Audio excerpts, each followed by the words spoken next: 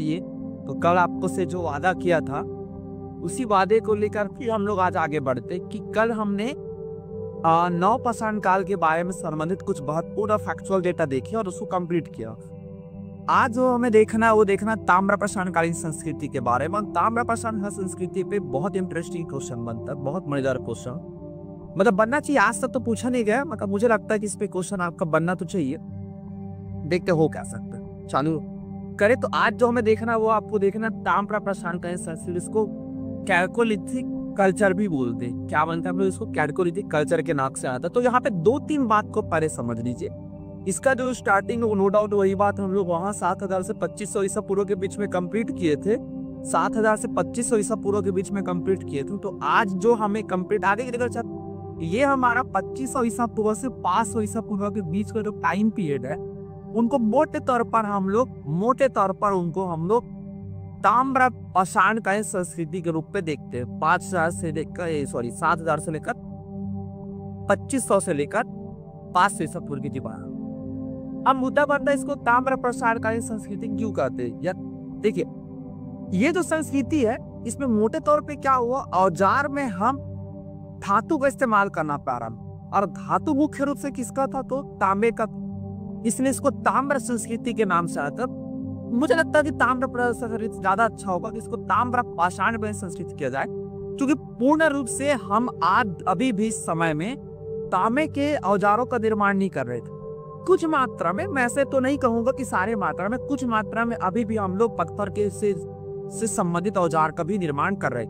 धीरे धीरे धातु की मात्रा बढ़ रही थी और धीरे धीरे पत्थर की मात्रा कम हो रही थी, इसलिए इसको ताम्रपाषाण संस्कृति के नाम से जाना जाता है। क्लियर समझे क्यों ताम्रपाषाण संस्कृति बोले तो आप बताना, एकदम क्लियर करना उस पर। धीरे धीरे धातु के रूप में तांबे की मात्रा बढ़ रही थी और पाषाण पत्थर का जो उपयोग कम हो रहा था, इसको ताम्रपाषाण संस्कृति के रूप में जाना जाता है। तो ये वही बात है, इस बात देखिए समझ आता है। ठीक, क्या बोला कि नवपाषाण युग के अंत में धातुओं के प्रयोग बढ़ने लगा। स्वर्ग में धातु में तांबों का प्रयोग हुआ, जिस संस्कृति के में पत्थर के साथ साथ तांबे का भी प्रयोग हो, इसे ताम्रपाषाण संस्कृति, जिसका अर्थ होता पत्थर और तांबे का प्रयोग की अवस्था। ठीक है, पत्थर और तांबे की प्रयोग की अवस्था थी, इसलिए इसको हम ताम्रपाषाण संस्कृति के रूप में देख रहे थे। चले आगे बढ़े।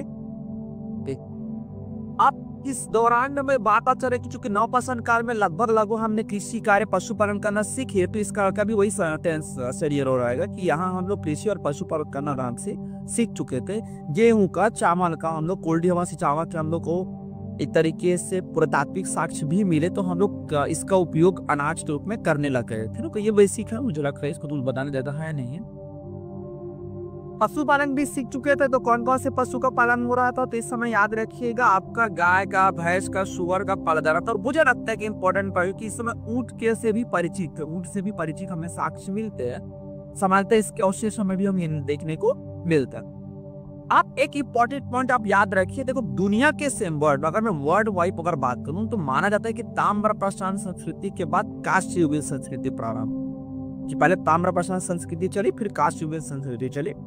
भारत में मोटे तौर पे ना मुझे लगता है कि ना हड़प्पाकालीन संस्कृति, चूंकि कांस्ययुगीन संस्कृति और उसका जो समय लेकर चलते वो 2500 ईसा पूर्व के आसपास के चलते, तो भारत के सेंस में कांस्ययुगीन संस्कृति आपको पहले देखने को मिली, फिर जाकर ताम्रपाषाणकालीन संस्कृति देखने को मिली। बड़ा अद्वितीय ये हमें बेसिकली देखने को मिलता है। मैं फिर बोल रहा हूँ भारत के सेंस में, ये मेरा प्रोस्पेक्टिव हो सकता है, भारत के सेंस में कांस्ययुगीन संस्कृति, चूंकि हड़प्पा का सभ्यता हम लोग 2500 ईसा पूर्व मानकर चलते, तो कांस्ययुगीन संस्कृति हमें पहले देखने को मिली, फिर जाकर भारत में ताम्रपाषाणकालीन संस्कृति देखने को मिलती। मैंने इसमें ये बोली कि क्या है, देखिए क्या नाम देते हैं कि इस कारण ने भारत माना ने पहली बार सभ्यता आपको देखने को, ग्रामीण सभ्यता का भी स्थापना भी इसी काल में हुआ। ग्रामीण सभ्यता जो हमें देखने को मिलती थी ना, वो भी आपके ताम्रपाषाण संस्कृति के समय आपको प्रत्यक्ष रूप से देखने को मिलती है क्या। इस काल में मानव ने भारत में पहली बार ग्रामीण सभ्यता की स्थापना की थी।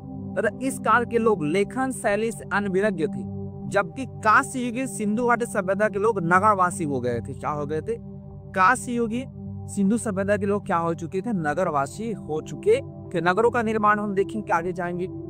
देखिए ताम्रपाषाण के लोग मिट्टी के स्त्री रूपी मूर्ति से बनाते थे, जिससे अनुमान लगाया जाता है कि माती देवी की पूजा करते थे। इसके अलावा वृषा धार्मिक पंथ का एक प्रतीक था। तो कहीं ना कहीं प्रकृति से जुड़ रहे हैं, प्रकृति से काम ले रहे हैं। क्योंकि फसल को यहाँ पे देखो, फसल का भी आपको प्रभाव देखने को मिल रहा है। पहले आप धरती को माता के रूप में मानते चाहे, और माता को हम लोग क्या करते हैं, उपजाऊ, जिससे हमारा एक तरीके से अगर मैं स्त्री रूप में ले लूं तो हमें ये देखने को मिलता है जिससे हमारा समाज आगे बढ़ता, जो कि हमें अनाज मिल रहा था, इसलिए हमें मिट्टी के मातृरूपी देवी मिलता है, जिसके गर्भ से आपको अनाज उगता हुआ दिखाया जाएगा। जब हम लोग पढ़ेंगे आपका कास्ट सिविलाइजेशन, सिंधु घाटी सभ्यता में हम लोग बेसिकली देखेंगे, तो वो हमें रूप हमें देखने मिलता है भारतीय समाज में, ऐसा नहीं कि नहीं देखने को मिलता है। दूसरा, सांड का उपयोग हम लोग देखेंगे, सांड के बारे में अवशेष मिल रहे हैं यहाँ। सांड का अवशेष क्यों? क्योंकि कृषि कार्य करे, तो कृषि कार्य में हमने जब जानवरों को हमने पालतू बना लिया, तो कहीं ना कहीं कृषि कार्य में हम क्या करेंगे, उसका उपयोग करेंगे। तो ये दोनों साक्ष्य में देखेंगे मेरा क्या देखने को मिल रहा है, मातृ देवी की पूजा में अवशेष हमें दिखने के मिल रहा है। स्पेशली मातृ देवी के हम पूजा के अवशेष हमें देखने को मिल रहा है। यहाँ से आप देखिए जी, मातृ देवी के रूप में मातृ देवी की हम पूजा देखने को मिल रहा है। दूसरा क्या, इसके अलावा विसव एक धार्मिक पंथ का प्रतीक था। विसव हमारा क्या था, एक धार्मिक पंथ का प्रतीक के रूप में भी हमें देखने को मिल रहा था। ठीक है, तो ये बिंदु भी आप प्रश्न ध्यान में रखिए जी। सब भारत में ताम्र प्रशांत की कुछ बस, अच्छा इसमें देखिए, भारत में ताम्र प्रशांत काल कई बस्तियां तिथिक्रम की दृष्टि से कुछ प्राच्य हड़प्पा, कुछ संस्कृति समकालीन, कुछ हड़प्पा उत्तर या हड़प्पा संस्कृति के बाद भी हमें देखने को मिली। ठीक, चल इसमें एक महत्वपूर्ण पॉइंट जो था, जो मुझे लगता है इस पे क्लियर करना चाहिए, आई थिंक इस बात, हाँ देखो ये बात था तकनीकी दृष्टि जो समझा रहा था, तकनीकी दृष्टि से ताम्र प्रशांत युग हड़प्पा के काशीगा कालीन संस्कृति से पहले की, तकनीकी रूप से ताम्र प्रशांत कालीन संस्कृति पहले आना चाहिए, फिर काशी संस्कृति आना चाहिए। लेकिन भारत में हड़प्पा की काशी संस्कृति पहले आते हैं, अधिकांश ताम्र प्रशांत युग संस्कृति के बाद देखने को मिलती है। भारत में ये बता रहा था अभी कि भारत में काशी संस्कृति पहले देखने को मिलती, फिर उसके बाद हम चलते हैं किस पर, ताम्र प्रशांत कालीन संस्कृति को हम देखते हैं ना। तो ये एक मेन बिंदु है जिसको थोड़ा सा मुझे लगता है ध्यान पे रखिएगा। भारत में कुछ अवशेष मिले जिसको देखे ताम्र प्रशांत के, तो भारत में जो अवशेष ये है आपका दक्षिण पूर्व राजस्थान में मिला, आपको इतना इंपॉर्टेंट नहीं है। आपको ये मेन चीज याद है कि भारत के ताम्र प्रशांत संस्कृति के कानून अनुक्रम निम्नलिखित है। भारत में आपको 4 रूप में आपको ताम्र प्रशांत सरकारी संस्कृति देखने में मिलता है, और यहाँ से बहुत सारे आपके क्वेश्चन बन जाते हैं। कौन? तो आप इसको समझिए, पहला आपका कैथा संस्कृति, फिर आहार संस्कृति, फिर मालवा संस्कृति, फिर हमें जोरवे संस्कृति। जोरवे संस्कृति से तो बहुत सारा क्वेश्चन आ रहा था। कैथा हो गया आपका पहला कैथा संस्कृति है, दूसरा आहार संस्कृति है, तीसरा मालवा संस्कृति, और चौथा आपको क्या, जोरवे की संस्कृति देखने को मिलती है। और कैथा संस्कृति का टाइम पीरियड सबसे पहले जो 2400 से 1700 ईसा पूर्व के बीच में, और इससे कई सारे फैक्चुअल डेटा आपके क्वेश्चन बनते हैं। भारत में ताम्र प्रशांत संस्कृति 4 कालागुकर्णों में देखने को मिलता है। एक हमने पढ़ा क्या, सबसे पहले जो हमें कैथा है, दूसरा हमने पढ़ा क्या, फिर दूसरा हमारा आहार है, कैथा, आहार, मालवा, और अंत में हमारा क्या है, जो जोरवे संस्कृति, ये हमें देखने को मिल रहा है। ठीक है क्या, उसको जोरवे संस्कृति देखिए। पहला कैथा संस्कृति, वही हमें टाइम पीरियड याद रखिए, 2400 से 1700 के बीच का जो समय है वो कैथा संस्कृति का समय माना जाता है। पाल क्षेत्र क्या है, तो ये त्रिपुरी जबलपुर में, याद रखिएगा, मध्य प्रदेश के एरन सागर यानी मध्य प्रदेश नर्मदा और गंगा तंत्र की सहायक नदी है। कौन सा? चंबल बेतवा द्वारा सिंचित पठारी क्षेत्र है। कैसे? पठारी क्षेत्र। तो पूरा एमपी के आसपास जा रहा है। एमपी में कौन कौन सा रीजन आप देखिए, एक हफ्ता त्रिपुरी जबलपुर के पास, एक सागर है, नर्मदा गंगा तंत्र की सहायक नदी है। कौन कौन सा? बनास और चंबल। बनास और चंबल, इन दोनों के पठारी क्षेत्र में आपको कैथा संस्कृति देखने को मिलता है। फिर बोल रहा हूँ, कैथा संस्कृति कहाँ पर है, याद रखिए आपको, देखो त्रिपुरी, एगर, और आपका क्या, गंगा नर्मदा के जो पठारी क्षेत्र उसके सहायक नदियां कौन कौन सी? बनास और चंबल, बेतवा और चंबल के आसपास आपका जो पठारी क्षेत्र देखने को मिलता है, वहां पे आपको कैथा संस्कृति के साक्ष्य देखने मिल जाता है। सॉरी फिर बोल रहा हूँ, मैं क्या बोला था, पहले बनास बोला था, वो तो मेरे पास कॉमन है। बेतवा और चंबल की बात हो रही, किसकी बात हो रही? बेतवा और चंबल की। वृद्धभांड, कैथा में 3 मेदभांड परंपराएं थी जो चाक से निर्मित थी। चाक समझ गए, जो सर्कुलर का रहा था जिसपे हम लोग बनाते, तो चाक निर्मित है, याद रखिएगा। किससे निर्मित है? चाक से निर्मित है। भूरे रंग की मजबूत पतली गढ़ान, बैगनी की रेखा चित्र, पेंदी में वाला काराभा, ये उतना इंपॉर्टेंट नहीं। उपकरण देखिए, उपकरण के रूप में हम किसका उपयोग, अच्छा खोजकर्ता देखिए, खोजकर्ता बहुत वीएस वापरकर हमारे जो थे इस समय के खोजकर्ता है ना, खोजकर्ता किसने क्या था, तो वीएस आपको वाकटकर जो थे वो आपके खोजकर्ता थे जिन्होंने कैथा संस्कृति को ढूंढा था 1967 के। ठीक, औजार के बारे में कुछ बिंदु आप लोगों को समझना चाहिए। तो औजार के बारे में देख लीजिए, उपकरण में तांबे की कुल्हाड़ी, स्टेटाइट, कार्निया जैसे कीमती पत्थरों की गोलियां, ये सारे औजार हमें देखने को मिलता है। इसके से याद रखिएगा कौन कौन से बिंदु की बात याद करते हो। तो तांबे की कुल्हाड़ी हो गया, स्टेटाइट हो गया आपका, और कार्नेयन जैसे कीमती पत्थरों की गोलियां हार पात्रों में जमे पाए गए। मालवा से मिले चरखे और तकलिया, महाराष्ट्र से मिले सूत, रेशम के धागा और मनके के हार भी आपको देखने को मिलता है। मनके के भी विशेष क्या का संस्कृति के आधार पर कहा जा सकता है कि ताम्र पाषाण के लोग कताई, बुनाई और सोनारी व्यवसाय से परिचित, बहुत अहम भी है। इसके अवशेष हमें जो मिल रहा है उस आधार पर हम कह सकते हैं कि हम लोग कताई बुनाई का काम जानते थे, और सोनारी व्यवस्था जो भारत में बहुत प्रसिद्ध से है, सोनार आभूषण निर्माण की जो व्यवस्था थी उसके साक्ष्य भी हमें कैथा संस्कृति से देखने को मिलते। तो ये बिंदु थोड़ा सा ध्यान में आपको रखिए। वीएस वाकणकर हमारे हुई 1967 की बात थी। मध्य प्रदेश के त्रिपुरी, एनर और आपके गंगा और नर्मदा के सहायक नदी चंबल और बेतवा के पठानी क्षेत्र में मिलता है। ठीक है, उपकरण की बात हमने चला। दूसरा जो आता है हमारा आहार बनास संस्कृति की बात करते, खोज करता रतन चंद्र अग्रवाल थे, नाम से पता चल रहा है रतन चंद्र अग्रवाल थे। उदयपुर के पास स्थित आहार नामक वह स्थल को परंपरा के अनुसार ताम्रवर्त ताम्रवती व स्थानीय लोगों को धूलकोट के नाम से आता था। बिल्कुल इस संस्कृति का केंद्र है, गिलुद इस संस्कृति का केंद्र है। याद गिलुद पूछा तो नहीं जाएगा पर याद रखते थे, मोटा गिलुद इस संस्कृति का केंद्र।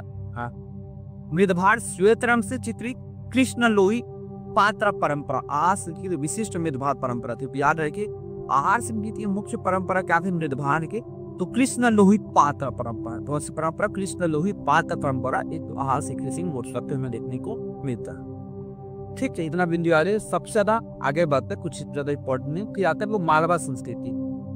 विक्रम विश्वविद्यालय उज्जैन ने इस बारे में क्षेत्र में मध्य प्रदेश खरगोन जिलों में और नवादा टोली महेश्वरपुर खनिज में सर्वप्रथम इस संस्कृति के हमें विशिष्ट रूप ज्ञात हुए। नर्मदा के उत्तर और दक्षिण तट पर ही हमें मिलते हैं। मालवा वाला रीजन में मिलता है, ज्यादा इस पे कुछ है नहीं ऐसा समझना है। मालवा वाले रीजन में आपको देखने को मिलता है। ओकर चिपटी कुड़ारे बदस ये दिया आपने आवास है मकान बोल चौपोर अथवा बरकांत जिसके फर्श को गोबर से चिकना कर चूने से पोता जाता था। गोबर आज भी आपको गाँव एरिया में ये चीज तो आपको देखने को मिल रहा है। गोबर से चिकना कर चूने से पोतना जाना आज भी आपको गाँव में मिल जाएगा। दैमाबाद में 28 मकानों के साक्ष्य मिले। मालवा संस्कृति के दैमाबाद में आपको 28 संस्कृति का साक्ष्य आपको मिलते पर देख लीजिए मोटे तौर पर दिमाग पे। ये चार मेन आप ये 1900 से 1400 के बीच में और ये 1400 से 700 के बीच में। अब जो मेन पन्ना है वो 700 से 200 के बीच है। मृदभान जो हमें जोरवे परंपरा में देखना 1400 से 700 के बीच का जो परंपरा है वो जोरवे संस्कृति का है। जोरवे संस्कृति के रूप में देखने को मिलता है। ये परंपरा से बहुत क्वेश्चन बनता है। पहले तो हसमुख शंकरिया और शांतारा भालचंद्र देव, तो नाम तो थोड़ा सा टफ है, आप एक दो बार लिखी तो याद हो जाएगा। हसमुख शंकरिया मैंने याद रखिए, हसमुख याद रखिए बहुत सारा। भालचंद्र देव अंतिम पे याद रखिए, भालचंद्र देव, हसमुख और भालचंद्र देव कहाँ मिला है। तो देखिए क्षेत्र स्थान जोरवे संस्कृति ग्रामीण थी। पहली बात तो सीधा क्वेश्चन मतलब जोरवे संस्कृति कैसी, तो ग्रामीण संस्कृति थी। फिर भी इसकी कई बसे जैसे दैमाबाद, इनामबाद नगरीकरण के अवशेष हमें देखने को मिलता है। ये पहला आपका ताम्रपाषाण का संस्कृति है जहाँ पे कुछ मात्रा में आपको नगरीकरण के अवशेष देखने को मिल रहे थे, और वो था आपका क्या दैमाबाद और इनाम गांव में नगरीकरण की प्रक्रिया का आरंभ होने। जोरवे में सबसे बड़ा दैमाबाद, इनाम गांव एक बस्ती बड़ी बस्ती थी जो किला पर एवं खाई से घिरे हुई थे। देखो ये कहीं ना कहीं आप उस बात को प्रदर्शित कर रहा है कि वो लोग भी अपने सुरक्षा व्यवस्था में कार्य कर रहे थे। तो सबसे बड़ा कौन था दैमाबाद, और यहाँ इनाम गांव ऐसी बस्ती जहाँ किला बंद और आपको खाई से घिरी हुई निकले। मृदभान के बारे में देख लीजिए। मृदभान का क्या जोरवे मृदभान जोरवे पात्र परंपरा पात्रों के ऊपर लाल रंग का लेप किया जाता है। विशिष्ट मात्रा में टोटीदार बर्तन मिलते हैं। बर्तन में टोटी, जिससे पानी की व्यवस्था को आसानी बनाया जा सके, ऐसे टोटीदार बर्तन हमें देखने को मिलता है। उपकरण जोरबे से सभी स्तरों में माइक्रोले की बड़ी संख्या में मतलब छोटे छोटे औजार मिलने चालू। इसका ताम्र कड़ों में कुल्हाड़ी आपको मिला है, चाकू, सुई, चूड़ी आदि के साथ आवास। इसके अंतर्गत वाले 5 कमरे वाले मकान के अवशेष भी हमें प्राप्त हुए। तो ये था आपका क्या, ताम्र पाषाणकालीन संस्कृति के बारे में। कल हम महापाषाण काल लेकर चलेंगे। कल का जो हमारा होगा महापाषाण संस्कृति बारे में वर्णन करेंगे। आज के लिए यही रखते हैं। चैनल को लाइक शेयर सब्सक्राइब कीजिए। धन्यवाद।